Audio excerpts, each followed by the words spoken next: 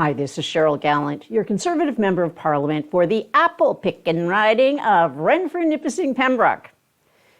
In order for Justin Trudeau to reduce Canada to a post-nation state, he needs to erase our national history. For the Liberal Party, this also provides an opportunity to erase Canada's first Prime Minister, who they have always resented for not being a Liberal. Now, in their zeal to achieve their socialist utopia, it has been decided that apples are racist. Now, this might seem silly, but it actually illustrates how destructive this whole woke socialist ideology is. Recently, Parks Canada revamped the tour they held of a house in which Sir John A. Macdonald once lived, in order to make history align better with the woke mindset. True North News submitted an access to information request and got a hold of documents revealing some of the thinking that goes on at Parks Canada.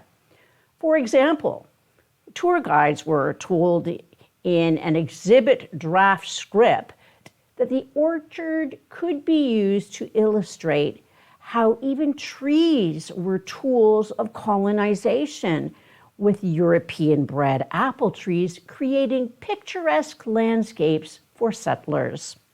Here's what Parks Canada radical, far-left staff wrote, quote, "As we enjoy the beauty of the orchard that stands before you, we can experience how even trees can be used to colonize a land. Apple trees, like these ones, were bred in Europe and brought to these lands to create a picturesque landscape to suit settler ideals," end quote. This is, of course, absolute disinformation. Early French settlers first grew European apples in Nova Scotia in the 1630s as a way to survive the winter. These French settlers had been invited to build a permanent settlement by the Indigenous communities they had established trade ties with.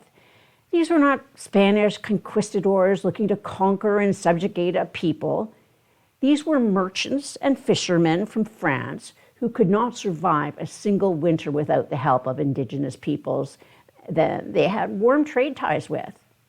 The Indigenous peoples, working with the French, defended and supported them not only out of charity, but to maintain a monopoly on trade with these newcomers. These local communities saw the benefit of trade with Europeans, and nothing illustrated this better than the apple. Prior to the arrival of Europeans, the only apples native to North America were crab apples. Now imagine a world where the only apple you had ever tried was a crab apple. Then one day you taste a real apple. It would probably blow your mind. You'd never want to eat a crab apple again. That's because you're no different than people living 400 years ago.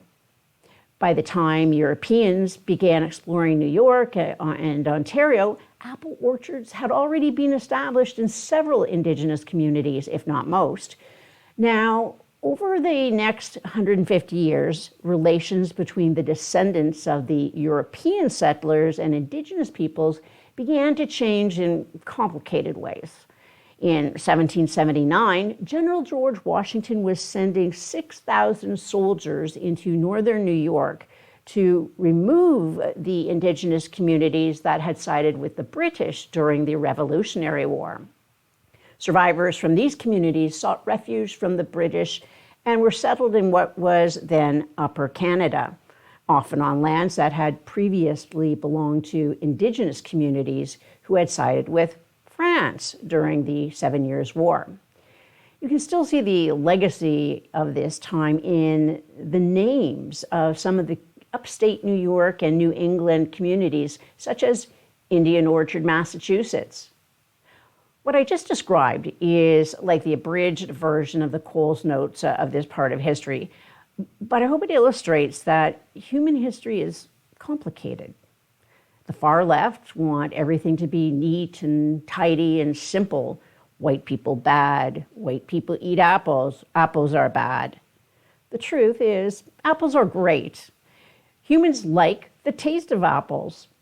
Some people grew apple orchards. Other people stole their apple orchards. By claiming that orchards are a symbol of European colonialism that were planted by European settlers in order to provide scenic landscapes that more closely resembled Europe, the far left have erased this part of indigenous history. The truth is, humans in North America and humans in Europe planted apple trees for the same reason. Apples taste good. The heritage minister should be bobbing for apples, not weaponizing them.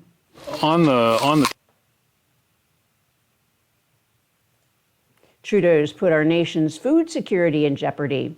Food Banks Canada released new data showing that record numbers of Canadians are struggling to keep their families fed, having to rely on food banks to survive. This is an increase of 6% from last year and a shocking 90% increase from 2019. Over a quarter of these visits were made by children. Canadians are visiting food banks in record numbers because Trudeau's inflation-causing taxes and reckless spending are driving up the cost of everything. Ordinarily, Canada has been able to feed itself. But the punishing measures Trudeau has taken against farmers, such as carbon tax on fuel to dry grain, limits on fertilizer use, and requirements for costly cattle feed additives to reduce bovine methane emissions, has almost killed traditional agriculture. He has doubled the price of food. Meanwhile, Trudeau tosses millions of dollars toward alternate protein factories and lets the communists who control China buy up the acreages from the producers he's forced off their family farms. The NDP Liberal government just doesn't understand that if you tax the farmer who grows the food and the trucker who ships the food, you end up taxing the Canadian who buys the food. As an admirer of communism, Trudeau knows if you control the food, you control the people. Only common sense conservatives will bring home lower prices by axing the tax on groceries while making Canada the freest country on earth. Agents at the Canada Revenue Agency are scrolling through Airbnb, looking for opportunities to increase taxes on your property. What for many was a convenient website to list a rental for some additional income has become a convenient website for the Liberals to grab more of your cash. Recently, Canadians who had used Airbnb services in the past to rent out property started receiving emails from the company asking for their HST registration numbers or social insurance numbers and property details. This arises from changes made by the Trudeau Liberals in the fall of 2020 in their economic statement, which required GST, HST to be collected for short-term rentals. In the fall of 2023, the fall economic statement for the Liberals introduced more regulations on short-term rentals. Now, you must ensure you are following municipal regulations and remitting municipal taxes in order to claim the federal expense deductions. The Liberals tried to blame short-term rentals for rising house prices. The Liberals claimed they wanted more homeowners to switch from offering short-term rentals to long-term rentals. Then the Liberals modified the rules around change in use for homes, revealing their true agenda. If you have been renting out on a short-term basis and decided to switch to long-term rentals, the new rules mean you will pay HST and Trudeau's higher capital gains taxes as though the property had been sold. Canadians who rent a portion of their principal residence more than 50% of the year could lose some or all of the principal residence exemption on capital gains taxes when they sell their homes. By checking Airbnb, the CRA is able to track exactly how often you rent a property, whether it's a cottage, an income property, or even a portion of your home. If you must leave the country for work and rent out your home, the CRA can declare you a non-resident for tax purposes, and you will be forced to pay capital gains and HST if you return to Canada and want to move back into your home. If you leave the home vacant, some municipalities now charge a vacancy home tax. If you are ever forced to sell your home less than a year after purchase, you will lose the principal residence tax exemption and must pay Trudeau's higher capital gains tax.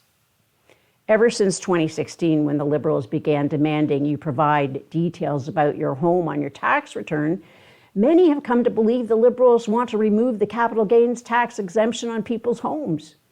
The Liberals paid $250,000 to a group that lobbies for ending the tax exemption on our homes. The group used the money to write a report about the need to end the tax exemption on homes. Last summer, Trudeau and Finance Minister Freeland held a secret meeting with this same group. The Liberals and their media allies will claim anyone who says they want to end the exemption and tax your home is spreading misinformation. Since demanding you list your home on your tax return, the Liberals have removed the exemption for non-citizens, non-resident Canadians, Canadians forced to move within a year, and anyone who switches between providing short-term rentals and long-term rentals, or from long-term to short-term personal use. Then the Liberals raised capital gains taxes. The Liberals have already blown past the massive $40 billion deficit they announced in the budget just 6 months ago. And as the Liberals go down in the polls, their need to tax your dollars to bribe you goes up and up and up. How long before the Liberals come for all of our homes? Live from Ottawa, this is Cheryl Gallant.